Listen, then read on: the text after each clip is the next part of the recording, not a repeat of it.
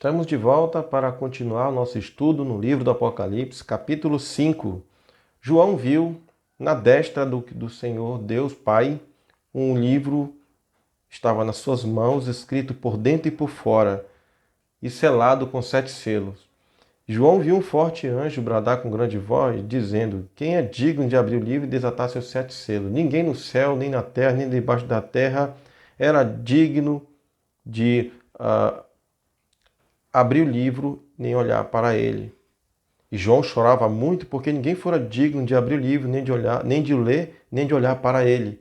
No verso 5, uma esperança surge. João ouve um dos 4 anciãos dizer a ele: Não chores, eis aqui o leão da tribo de Judá, a raiz de Davi, que venceu para abrir o livro e desatar seus 7 selos. Jesus Cristo, ele veio a este mundo, ele nasceu da Virgem Maria e trouxe esperança para todos aqueles que estavam perdidos no pecado. Nesse capítulo 4, no capítulo 5, no capítulo 4, as criaturas celestiais, os anjos, as 4 criaturas, os 24 anciãos, que representam a totalidade dos remidos da igreja do Senhor Jesus no céu, e as 4 criaturas angelicais adoram o Senhor Deus em perfeita adoração, uma adoração consciente, não é uma adoração formalista, não é uma adoração emocional, irracional, mas é uma adoração racional, uma adoração consciente. Eles adoram porque o Senhor é digno, eles reconhecem o Senhor Deus, eles reconhecem a soberania plena e completa e a autoridade plena do Senhor Jesus. Essas figuras, essas verdades são ensinadas nas figuras, no símbolo dos 7 chifres que tem o cordeiro, falando da sua autoridade. Os 7 olhos que falam da sua onisciência. Ele conhece todas as coisas, ele sonda os pensamentos e o coração do homem. Nosso Senhor Jesus é Deus. O capítulo 5 nos mostra que se dedica, os versículos do capítulo 5 se dedicam no Cordeiro de Deus, que é Jesus, mostrando que ele é Deus também. Não somente o Espírito, o Pai. Os 3 são Deus. Não são 3 deuses, mas um só Deus, com os mesmos atributos, onisciente, onipotente, onipresente. João chorava, mas ele foi consolado quando um dos anciãos disse a ele: Não chore, aqui está o leão da tribo de Judá que venceu para abrir o livro e desatar seus 7 selos. E João diz no verso 7 que o Senhor Jesus veio e tomou da destra do que está sentado no trono, tomou o livro. O filho vai até o pai e toma da mão do pai o livro. E quando Jesus faz isso, João vê Jesus fazendo isso, ele diz que no verso 8, havendo tomado o livro, os 4 animais e os 24 anciãos se prostravam diante do Cordeiro, tendo eles harpas e salvas de ouro cheias de incenso, que são as orações dos santos. Eles não somente adoram um Deus Pai, mas também adoram o Senhor Jesus Cristo. Uma adoração consciente, uma adoração racional, uma adoração perfeita. E o Senhor Jesus, ao tomar o livro selado, esse livro, nele está escrito todos os planos eternos de Deus. A vontade de Deus está ali revelada. A igreja do Senhor Jesus na terra está passando por aflição, por tribulações terríveis, grande tribulação, terríveis aflições. Mas o Senhor, através de João, é comunicado a ele para passar para a igreja os seus planos, a sua vontade. E nesse livro, que é rompido, ele deslacrado, nós vamos entender quais são as vontades de Deus para a igreja no primeiro século e continua até hoje para nós também, que se aplica para nós também. Nós podemos ver que os 24 anciãos, que representam a totalidade da igreja, representa os remidos pelo Senhor Jesus,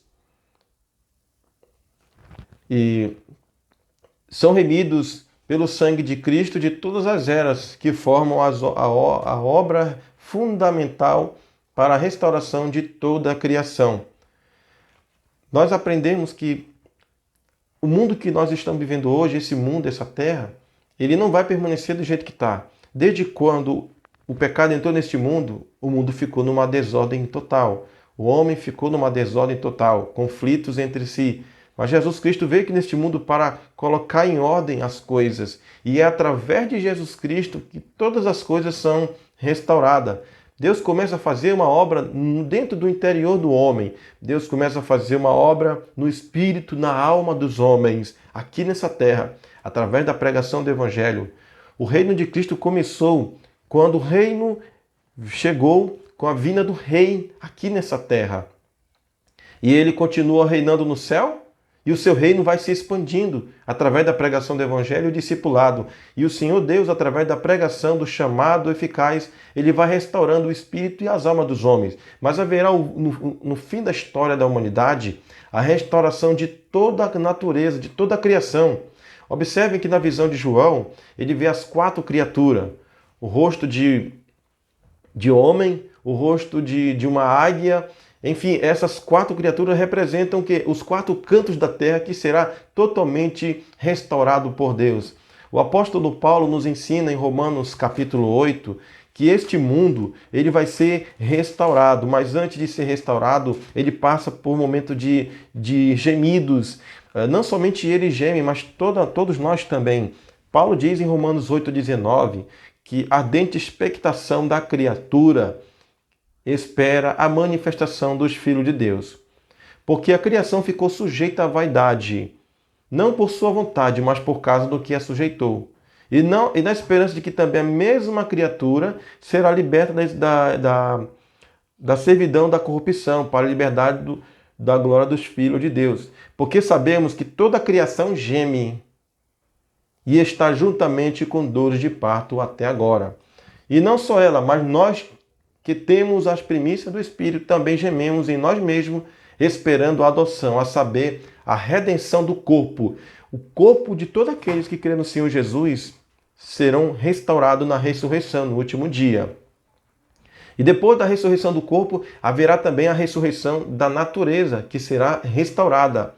O mundo, meus amigos, não vai ser destruído, como ensinos literalista e futurista. As pessoas que têm aquela visão pessimista do mundo, que esse mundo vai ser engolido por uma guerra, os homens vão explodir, mísseis vão se destruir, se destruir, e esse mundo vai ficar um caos. Eu não acredito nisso.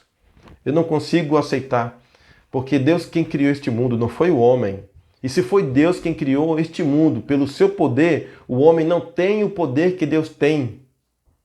Se o mundo fosse criado por homens sim poderiam destruir, mas foi Deus quem criou. E nós temos versículos da Bíblia Sagrada que nos ensinam que este mundo está inabalável, ele permanece firme, sem ser abalado por nenhuma criatura.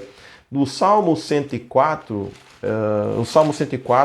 no verso 5, lá está escrito assim, Salmo 104, verso 5, diz: lançou os fundamentos da terra para que não vacile em tempo algum. Salmo 93, verso 1, também nós aprendemos as mesmas verdades.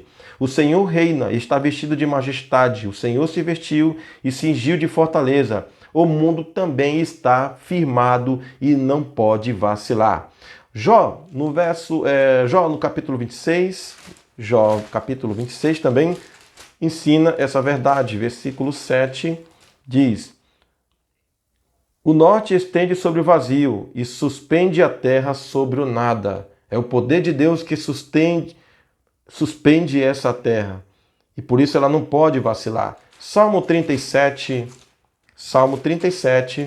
verso 29, está escrito assim: os justos herdarão a terra e habitarão nela para sempre. Se o justo vai habitar na terra para sempre, então significa que ela não vai ser destruída. E para finalizar, quero ler Isaías 45, verso 18, que diz assim: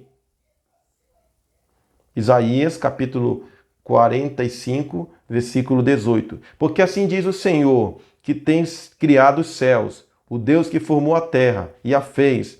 Ele a estabeleceu, não a criou vazia, mas a formou para que fosse habitada. Eu sou o Senhor e não há outro.